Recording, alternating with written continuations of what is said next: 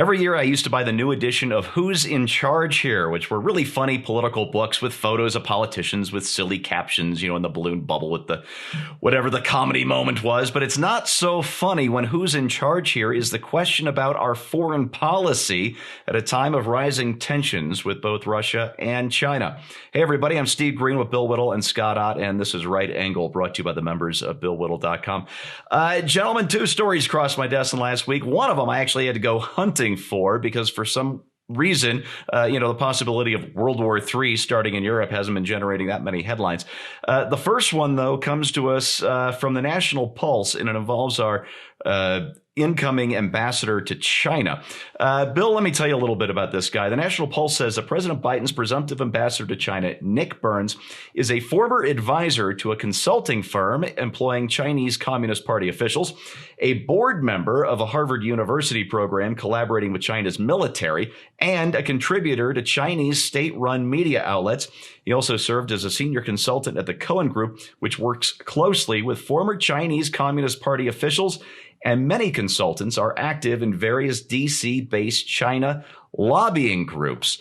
Bill, I guess my question is, it's one thing to have ties to the country that you are going to be going to represent the United States, but it's quite another thing when you've been representing their interests this whole time, isn't it? Yeah. There's something kind of nice about American foreign policy because, as a general rule, it's a little bit goofy. It's traditionally, it's kind of like, well, what could possibly go wrong? It's just like they bombed where? They flew planes into what? It's kind of on some level the result of a generally optimistic and trusting society. But there comes a point when this trust and optimism becomes not only dangerous, but shameful and infantile and so on. It's one thing to be a good guy. It's something else to go through life assuming that nobody out there has any reason to want to harm you. I'm a China hawk, and China is not our friend. And the reason I say this is not because I personally don't like them. It's because China tells us that they're not our friend. They say it out loud. They say it in their military doctrines. And much, much more importantly than that, they say it through their actions. Put aside the way they treated the Wuhan thing, where they let people travel, 3 weeks internationally once they closed their own country off to protect themselves from the virus. That's not a good neighbor. This business of building islands out in the South China Sea, so you can basically claim territorial waters around an island that didn't exist. So you can basically just shut off the entire South China Sea. That is not the sign of a good neighbor. And one of the most underpublicized events going around the world now is China's illegal fishing fleets that is fishing in the home waters, not just of the United States, but virtually every country with a coastline in the world. I saw a story not long ago about North Korean fishermen showing up dead in northern islands of Japan because the Chinese fishing fleets had come so close into North Korean waters that the North Korean fishermen had to go so far out to sea that they were, next thing you know, they're victim of storms. And this is like not a joke. These people, this government in China is not our friend. And for us to continue to treat them as if this is a misunderstanding is to go through the endless cycle of willful blindness and wishful thinking that got us into the other major catastrophes in our history. Now, Hitler, no, he's just saying that for domestic consumption. He's not really anti-Semitic. He has no designs on Europe. He's just playing to the home audience. When a country makes a declaration of principle, and when they then follow that up with their actions, if you are too blind to realize that, and so I'm going to put the best face on this, and so naive about your own intentions that you are not willing to see the potential for conflict with people who are, in fact, your adversaries, then you are too naive to be running a Walmart, let alone the last bastion of freedom in the country. Even if you're going to be running a Walmart, you have to make an assumption and prepare for and have in place guards against shoplifting. That doesn't mean that you think that every person that comes into your store is going to steal something, but it also means that if you don't, then you don't deserve to be running that store. You're too stupid and naive to do it. And that's what it looks like to me sitting here in my command chair in Sherman Oaks, California. Yeah, don't worry, Bill. Ambassador Nick Burns is going to get right on that just as soon as he's made a fresh batch of excuses for the genocide against the Uyghurs in Western China. Excellent.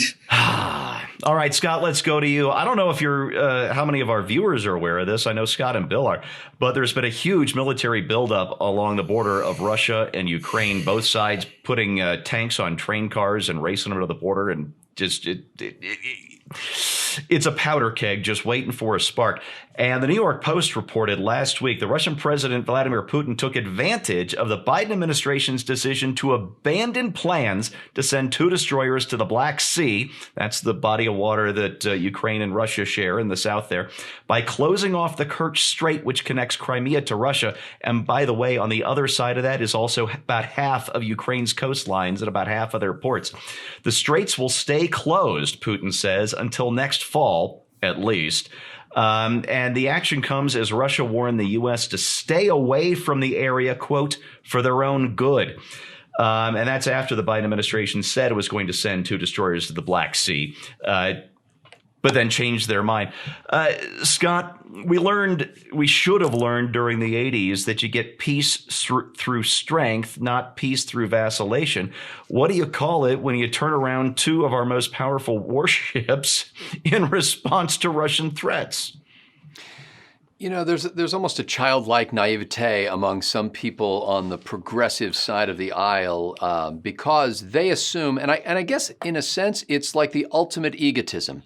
They assume that the good intentions that they bear toward the world in general are borne by the world back to them. And so therefore their efforts are guided in the direction of, well, I know what I would do if I was the president of Russia, so I assume that's what he would do. So I think we should deal with the president of Russia or the president of China as if that person were me, because I know what I would respond to positively, and that's an open hand rather than one concealing a weapon, and welcoming spirit and some flexibility when it came to previous policies of other administrations. I think that the United States has historically seen foreign policy through different lenses and needs to get back to some of that. I don't think all of it, because I think that there is a sense of parlaying a healthy American exceptionalism into a kind of bigoted view of we're the only one who gets it right in the world, and therefore we can't trust anybody. Here's my metric for how to deal with other countries. I can deal with France as a country, because the people of France have a democratic system through which they elect their leaders. So when I'm the president of the United States and I'm negotiating with France. But when I'm negotiating with China, I'm not negotiating with China, because the government of China is not an accurate reflection of the will of the people of China. I'm negotiating with Xi Jinping and a handful of thugs in the Chinese Communist Central Committee. That's the government I'm dealing with, but it's not China. And so I ain't got nothing against China. What I do have a problem with is these thugs that are running the country. Same thing with Russia. I understand, and even Bill might back me up on this, there are some beautiful, kind, lovely people that have come out of Russia or that live in Russia. I never met one. So, married one. For those of you, watching for the first time, Bill is actually married to a Russian who is fast becoming an American. Has she got citizenship, or where? She has her permanent resident card, and we've got the citizenship application. Okay, for that bit of context. So I got nothing against Russia. It's Vladimir Putin and the thug enterprise that is running the government parts of Russia. And so I think if you're able to be president of the United States and speak to the aspirations and hopes and dreams of the people of China, of the people of Russia, of the people of Ukraine, of the people of North Korea, if you can do that and at the same time hold accountable the thugocracy that's running all of these enterprises, then I think you can have a successful foreign policy and you don't become so naive. I am generous in spirit toward the Chinese people. I am very stingy in spirit toward the nominal government of the Chinese Communist Party. Yeah, can I add something? Yeah, please. This is my wheelhouse. Scott is exactly right. Never in human history has a democracy declared war on another democracy. That bears mentioning because that is a major data point. And if you are going to backing down from a threat is how wars start. It's not how you prevent wars, it's how they start. That's how they start all the time. If I'd been president of the United States and I said we're sending destroyers into the international waters of the Black Sea because the Black Sea is international waters with the exclusion of the 3-mile national zone around the coastline, and I said we're sending 2 destroyers into the Black Sea, and Putin said, don't you dare for your own good. My response to this would be, I'm sorry, did I say destroyers? I meant to say 2 carrier battle groups. That's what I meant to say. And I meant to say 2 carrier battle groups a week until I decide that I don't want to send any more.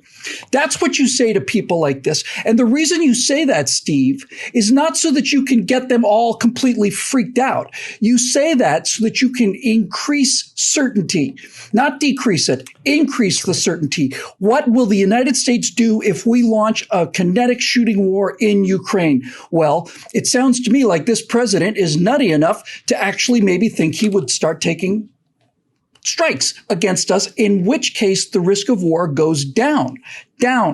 This is we're gonna pay for this like everything else. Yeah, peace through strength, or as I like to think of it, superior firepower. You know what? If the U.S. Navy can be ordered to turn around because Vladimir Putin makes a threat, then Vladimir Putin is in charge of America's foreign policy in regards to Russia. If Nick Burns is representative of Biden's foreign policy towards China, then the CCP is actually in charge of our foreign policy towards China. So that's who's in charge here. I would just like to address Ambassador Burns with an old story about probably the only great Secretary of State we've had in the last 40 years, and that's George Shultz. Shultz reportedly would ask incoming ambassadors to point to the country on the globe that they'd represent, sort of like a geography test. They figured, oh, I'm going to Germany. I point to Germany. And Shultz would tell them, no, you represent the United States of America. We can only hope that's true of Ambassador Burns. That's your right angle on that, brought to you by the members of BillWhittle.com. Thanks so much for watching, and we'll see you next time.